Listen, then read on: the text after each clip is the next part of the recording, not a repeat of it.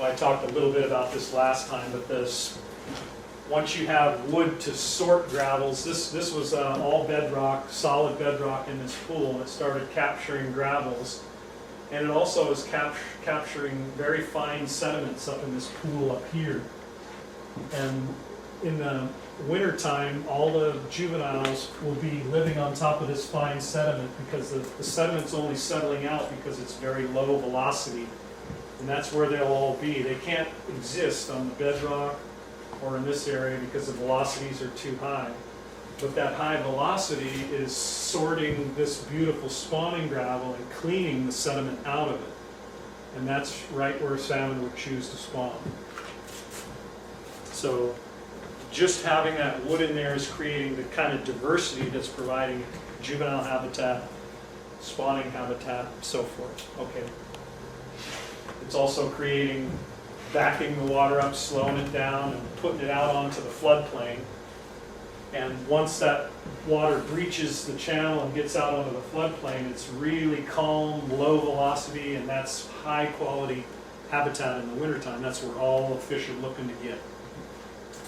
Okay? Or a place like this, same thing. It's a little backwater, calm, low velocity created by a wood structure. Okay? These are habitats that exist even way up on the floodplain. Little isolated pools that maybe link during a high flow, but are isolated later in the summer, but still provide excellent habitat. Okay, all the way up to big off-channel pools like this that may only link a couple times a year. All right. Wood's creating all kinds of channel diversions, so complexity just with side channels and braiding. This is the beginning of a side channel. It's just gone through one winter now, so it's kind of had the grasses carved off the top of it, and then it'll eventually look like this next slide where it's turned it into a functional side channel with, you know, linked habitat all winter long. Anytime that I see this kind of stuff here where you've got mid-channel islands and bars and braids, we're really looking at complex habitat. And wherever you see that, you also see large wood. Okay. This is the type of stuff that is just completely gone from the landscape. It's extremely rare. So we've done fish inventories all over the Coast Range and in the Willamette Valley, and to encounter a piece of wood like this in the stream channel is extremely rare. It just doesn't exist anymore, but this is what it used to look like. Okay.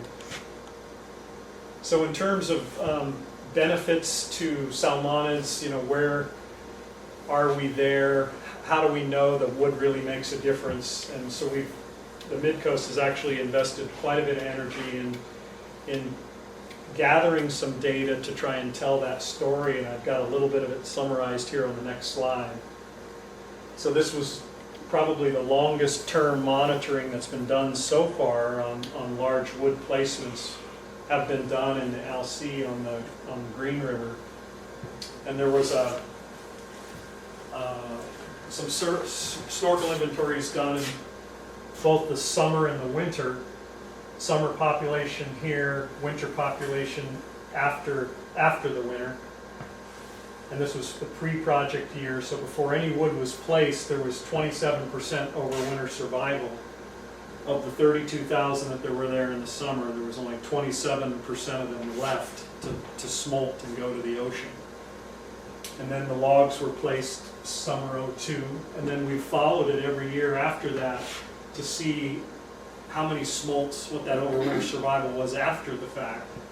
And the first year after the project, it jumped from 27 to 61%, and it's remained fairly stable throughout the life of our monitoring there. Really a dramatic difference in the retention of fish over the winter and then to the smolt stage.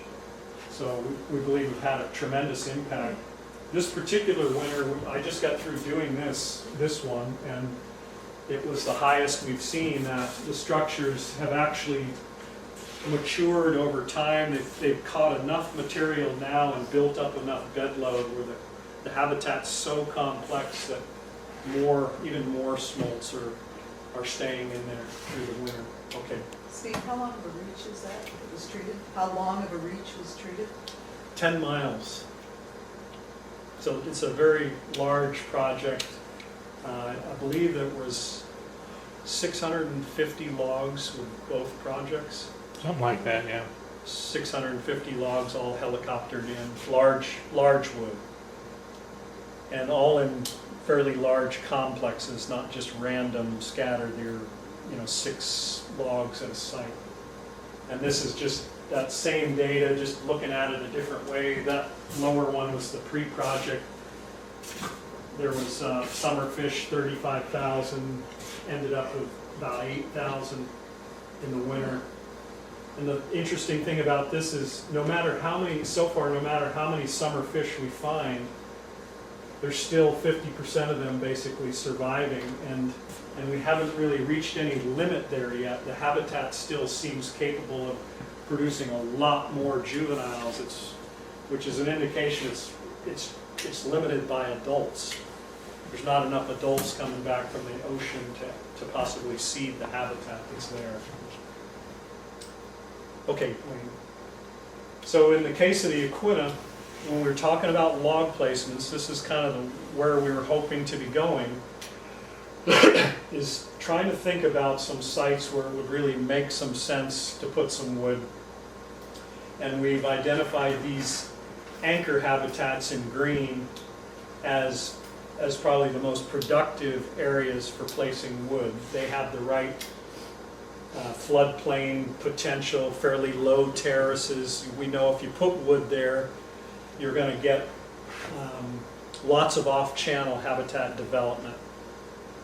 And so when you're thinking about wood in the Equina, it's not going to be put everywhere, and it's not random. It's really trying to think through where the best bang for the buck could be. Okay?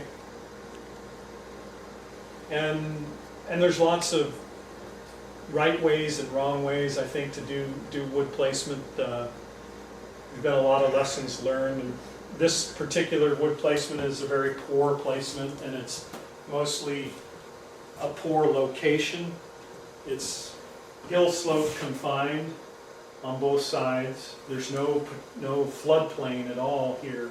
It's just a V canyon, and wood was never really meant to be stored in these transport reaches. This is an area where the stream has a lot of hydraulic energy, and it's just moving material through to be stored somewhere that has some functional floodplain. So bad location as compared to the next slide, which is a really ideal location with lots of low terraces. This is a really well thought out log placement strategy. There's whoever did this put some logs up on the floodplain, expecting channel changes down the road and having some wood out there that would interact with the new grades that were developed and so forth. It's already catching this old legacy logging material from pre-1964. This stuff came into the channel during the '64 flood and is still sitting there here and there, stored in the gravels and buried, and it's slowly being eroded and dug back up and lost unless there's some wood in there to trap it. So, okay,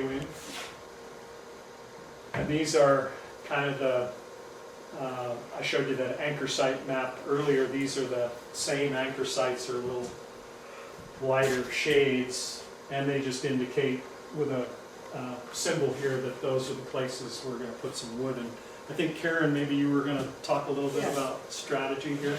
Well, we give a little time for questions Okay. on your presentation, and then this is more Where are about we phase now one, phase in two. relationship to what we're looking at? So, yeah, it's pretty hard to see there.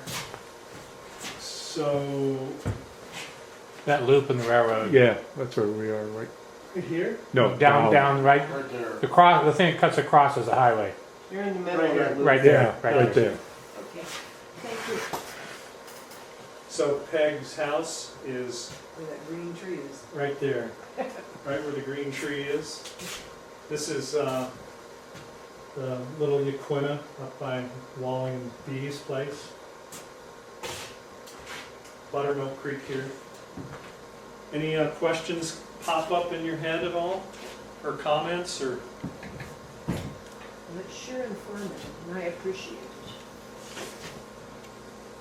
It's, I think one of the things that's occurred to me over all these years is that I don't think I'm really seeing streams these days the way they used to be. And that's only a revelation I've come to after finally stumbling into a few places that look completely different, and then thinking about, oh, well, there's something completely different than what I'm seeing in 95% of the rest of the streams, and it's that old fire legacy wood or that big riparian stuff that I said was extinct. When you see that in the channel, the streams look completely different than they do everywhere else.